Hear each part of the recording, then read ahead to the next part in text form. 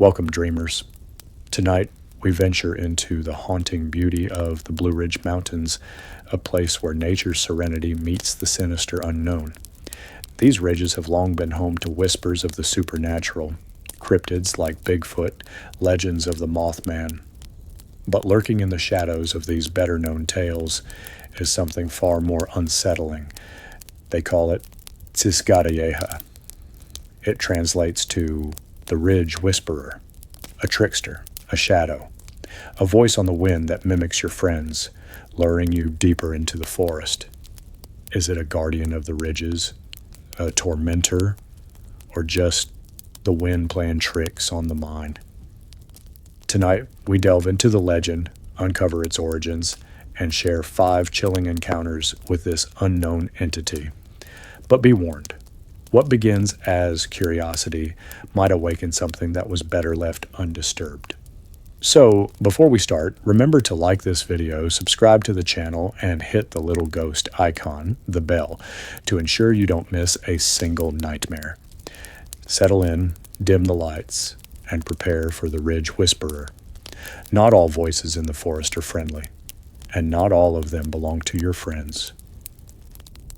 The echo in the trees. Aaron and Kyle were lifelong friends, bonded over their mutual love for the outdoors. Growing up in Blue Ridge, they spent countless weekends exploring the mountains, hunting, fishing, and carving trails where there were none. To them, these woods were as familiar as their own backyard, until one crisp October evening changed that forever. The two had planned a weekend hike, aiming to camp overnight near a ridge they'd often visited as kids. The ridge offered a breathtaking view of the valley below, and the solitude of the location made it perfect for escaping the humdrum of daily life. The hike began like any other. They followed the trail markers up the steep incline, sharing stories and ribbing each other about who'd packed more unnecessary gear. The sun was dipping low, casting long shadows across the forest floor when they decided to take a shortcut, an old habit they often prided themselves on. "We'll save an hour easy," Kyle said, pointing toward a faint path that veered off the main trail. Aaron hesitated. "We haven't used that trail in years," he said, but Kyle waved him off. "Come on, man, you scared of getting lost in your own backyard?" Aaron reluctantly agreed, and they began their descent along the overgrown path. At first, everything felt normal. The crunch of leaves beneath their boots and the occasional chirp of crickets filled the air. But as they moved deeper into the forest, a strange silence settled over them. "You hear that?" Aaron asked, stopping abruptly. "Hear what?" Kyle replied, glancing around. "Exactly. No birds, no bugs, nothing." Kyle shrugged. "Maybe it's the weather. Let's keep moving." They pressed on, but the unease lingered. The silence wasn't just unnatural. It was oppressive, as if the forest itself was holding its breath. Then came the first whisper. At first, Aaron thought he imagined it. His name, faint and distant, carried on the breeze. He froze, his heart pounding. "Kyle, did you—" Before he could finish, Kyle spun around, his face pale. "You hear that? Someone's calling me." The two exchanged nervous glances, scanning the trees around them. The whispers came again, louder this time, but still indistinct. They seemed to come from all directions, bouncing off the trees and confusing their sense of direction.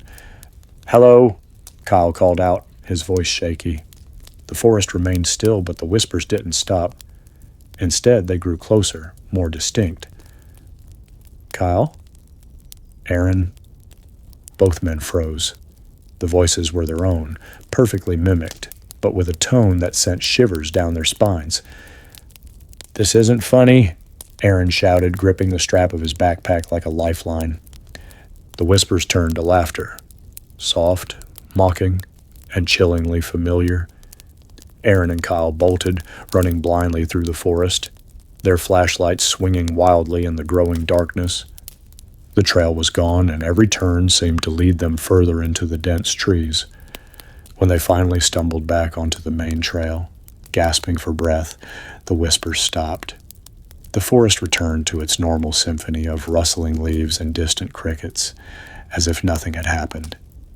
Neither of them spoke as they hurried back to their truck, abandoning their plans to camp overnight. To this day, neither Aaron nor Kyle will venture off the main trails, and they refuse to speak of what happened that night. But one thing is certain. The shortcut they once trusted so well now remains a path they'll never take again.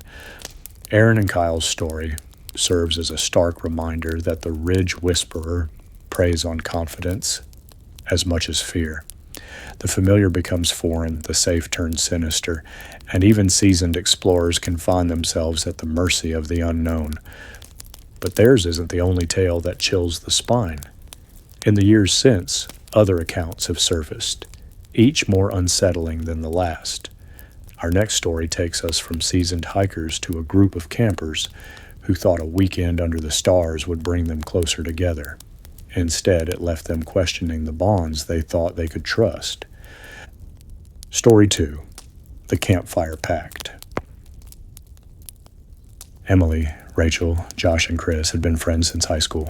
Their lives had taken them in different directions, college, careers, and relationships, but they always made time for an annual camping trip in the Blue Ridge Mountains.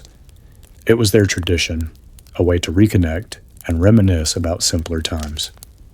This year, Rachel suggested they try a new spot, a remote clearing just off the Appalachian Trail that promised seclusion and stunning views. They arrived on a Friday afternoon, the sun casting golden light through the towering trees as they pitched their tents and gathered wood for a fire. The first night was perfect. They shared laughs around the campfire, passing around a flask of whiskey and retelling old stories. The forest seemed alive with its usual nocturnal symphony, the hoots of owls, the chirping of crickets, the occasional rustle of leaves in the breeze. But by the second night, the forest seemed to change. It started with the wind, or rather the absence of it. The air grew unnaturally still, and the temperature seemed to drop. Rachel was the first to notice. "Does it feel colder to anyone else?" she asked, wrapping her jacket tighter around her shoulders. Josh shrugged. "We're higher up. That's normal." But Emily wasn't convinced. "No wind, no noise. It's weird." They tried to brush it off, focusing instead on keeping the fire going. But as the evening wore on, the unease became harder to ignore. Chris was the first to hear it. A faint voice just beyond the circle of light cast by the fire. "Did you hear that?" he asked, leaning forward. "Hear what?" Rachel replied, her brow furrowing. "Someone said my name," Chris whispered, his voice tinged with uncertainty. They fell silent, straining to hear over the crackle of the fire, and then it came again, a faint whisper, soft but unmistakable. "Chris." Emily stood abruptly, her flashlight in hand. "Who's out there?" she called, shining the beam into the darkness. The light caught only trees and shadows, but the whisper came again. "Emily?" She froze, her grip tightening on the flashlight. The voice was hers, her own voice calling from somewhere in the forest. "That's not funny," she said, turning back to the group. But the fear in her eyes mirrored their own. The whispers grew louder, circling the camp as if carried on the still air. They called each of them by name, imitating their voices with chilling accuracy. Josh grabbed a log from the fire, brandishing it like a weapon. "Whoever's out there, you'd better leave now," he shouted. The response was laughter, soft, mocking, and far too familiar. Rachel grabbed her phone, trying to call for help, but there was no signal. "We need to leave," she said, her voice trembling. Chris nodded. "Pack up. Now." They scrambled to gather their belongings, the whispers growing more erratic, overlapping with eerie laughter that seemed to echo from every direction. By the time they reached the trail, they were running, leaving behind the campfire and anything they couldn't carry. When they finally reached their car, the forest was silent once more. They drove away without looking back, the sound of their own voices calling after them still fresh in their minds. To this day, none of them speak of what happened that night. Their annual camping trips have ended, replaced by weekend barbecues in the safety of someone's backyard. But Rachel swears she can still hear her own voice sometimes, faint and distant, whenever the wind picks up. Campers like Emily, Rachel, Josh, and Chris found their bonds tested in ways they never expected, but not all who encounter the Ridge Whisperer make it back to tell the tale. While some escape with memories they refuse to acknowledge, others are left with questions that haunt them forever. Our next story takes us to a hunter named Travis, a man who prided himself on his knowledge of the Blue Ridge Wilderness, until a solo expedition pushed him to the brink of his understanding and into the grasp of something far beyond his control. Story 3. The Hunter's Call. Travis had hunted the Blue Ridge Mountains for over a decade. An experienced outdoorsman, he knew the trails, the wildlife, and the signs of danger like the back of his hand. He often joked that he could spend weeks in the woods and come out stronger than he went in, but even Travis couldn't have prepared for what awaited him during a routine hunting trip one crisp November morning. The day started like any other. Travis parked his truck at the base of a ridge and set out before dawn, his rifle slung over his shoulder. The forest was alive with the quiet sounds of morning, birds chirping, leaves crunching underfoot, and the distant rustle of deer moving through the underbrush. By mid-morning, he'd found the perfect spot, a clearing surrounded by thick trees with signs of fresh deer tracks nearby. He settled in, his back against an old oak, and waited. Hours passed. The sun climbed higher, and the forest grew quieter. It wasn't unusual. Wildlife often went still when predators were nearby, but this silence felt different. It was heavy, pressing down on him like a physical weight. Then came the sound. At first, Travis thought it was a bird call, faint and high-pitched, but as it grew louder, he realized it wasn't a bird at all. It was a voice. Travis. He froze, his heart pounding. The voice was faint, carried on the breeze, but unmistakably human. "Who's there?" he called, his voice steady despite the unease creeping up his spine. The forest didn't answer, but then the voice came again, closer this time. "Travis, help me." It was a woman's voice, soft and pleading. Travis stood, scanning the trees with his rifle raised. He'd heard stories of hunters being lured into traps by poachers using distress calls, but something about this felt wrong. He moved cautiously toward the sound, each step measured. The voice continued, always just ahead of him, growing more urgent. "Please, Travis." Finally, he broke into a small clearing and stopped cold. There, in the middle of the clearing, stood a woman. Her back was to him, her long dark hair falling over her shoulders. She wore a tattered dress that looked out of place in the rugged wilderness. "Ma'am," Travis called, lowering his rifle slightly. "Are you hurt?" She didn't respond. Slowly, she turned to face him. Travis's breath caught. Her face was pale, her eyes wide and unblinking, but it was her mouth that froze him in place.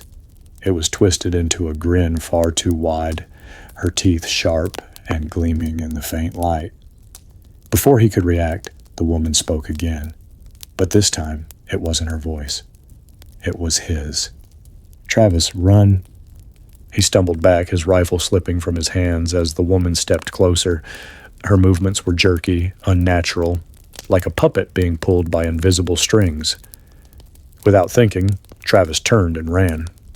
He didn't stop, didn't look back, even as the sound of laughter, his own laughter, echoed behind him.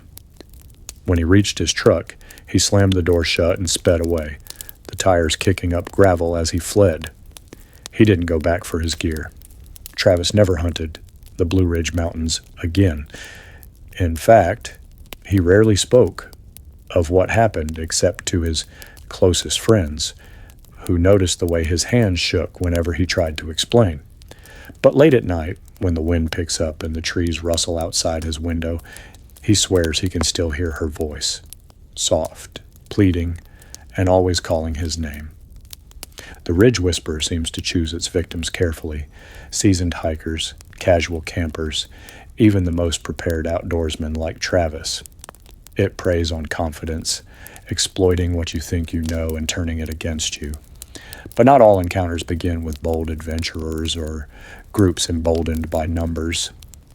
Sometimes the Ridge Whisperer finds those who seek solace in the forest. People like Madison, who ventured into the wilderness alone, not for thrills, but for peace. What she found instead was a horrifying reminder that the forest listens, and sometimes it answers. Story 4. The Lost Hiker. Madison had always found peace in solitude. A teacher by trade and an introvert by nature, she often escaped to the trails of the Blue Ridge Mountains to clear her mind and recharge. She prided herself on her navigation skills, always prepared with a map, compass, and a deep respect for the wilderness. But one late spring afternoon, her trusted instincts would be put to the ultimate test. The hike started out like any other. Madison chose a lesser-traveled trail that wound its way up a ridge she'd never explored before. The air was warm and inviting, the trees alive with the chatter of birds and the rustle of leaves in the breeze. She felt completely at ease as she climbed higher, pausing occasionally to take in the view and snap photos of the blooming wildflowers. Around mid-afternoon, she reached a fork in the trail. The marker was worn and unreadable, the paths splitting in opposite directions. She studied her map carefully, but couldn't find any indication of the fork. Must be a newer offshoot, she muttered to herself, deciding to take the path to the left. It wasn't long before she began to regret her decision. The trail became less defined, the trees closing in around her. The sounds of the forest started to fade, replaced by an unnerving silence. She stopped to take a drink of water and check her bearings when she heard it for the first time, a faint voice just ahead of her. Madison. Her heart skipped a beat. She looked around, her pulse quickening. The trail was empty. "Hello?" she called out, her voice steady but uncertain. The forest remained silent, save for the distant rustle of leaves. She shook her head and laughed nervously. "Just the wind," she told herself, picking up her pace. But the voice came again. "Madison, over here." It was a man's voice this time, soft and familiar, though she couldn't quite place it. She stopped, her grip tightening on the straps of her backpack. "Who's there?" she called, scanning the trees. A figure appeared in the distance, partially obscured by the shadows. It was a man, tall and broad-shouldered, standing perfectly still on the trail ahead. Relief flooded through her as she waved. "Hey, I think I'm a little turned around. Can you—" Before she could finish, the figure stepped off the trail and disappeared into the woods. Confused and slightly unnerved, Madison hurried to the spot where she'd seen him, but there was no sign of anyone. No footprints, no broken branches, nothing. She turned back toward the trail, only to find it gone. The path she'd been following was no longer there. Instead, she stood in a dense thicket of trees with no clear direction. Panic set in as she pulled out her compass, only to find the needle spinning erratically. "Madison!" The voice was closer now, coming from behind her. She whipped around, her heart pounding. The figure was back, but this time, it wasn't alone. Shapes moved in the shadows, human-like but distorted, their edges blurred as if they weren't fully solid. "Who are you?" she shouted, backing away. The voices multiplied, overlapping and echoing, each one calling her name in different tones and pitches. Some sounded like her friends, her family, even her own voice. Desperate, she broke into a run, weaving through the trees with no sense of direction. The voices followed, their whispers growing louder and more frantic, as if urging her to go faster. When she finally stumbled out of the woods and onto a gravel road, she collapsed to her knees, gasping for air. The voices were gone, replaced by the distant hum of a car engine. A truck appeared, slowing to a stop as the driver, a middle-aged man in a flannel shirt, jumped out. "Are you okay, miss?" he asked, his concern genuine. Madison could only nod, too shaken to speak. He helped her into the truck, offering her water and a ride back to town. She never told him what she'd seen or heard. Weeks later, when a friend asked about her hiking trip, Madison simply shook her head and said, "I'll never go back to those trails. There's something in those woods that doesn't want you to leave." And so, dear dreamers, We leave the ridges of Blue Ridge behind, or do we? The Ridge Whisperer is not a tale of monstrous strength or fiery chaos. It is the quiet predator, the voice that knows your secrets, the trickster that plays on your fears. The question is, would you know if it was following you? Whether you believe these accounts or not, the next time you find yourself alone in the woods and hear your name whispered on the wind, you might want to think twice before answering. Thank you for joining me tonight for this chilling journey. Don't forget to like this video, subscribe to the channel, and hit the little ghost icon, the bell, to be notified of the next nightmare I bring your way. Sweet dreams, if you can find them.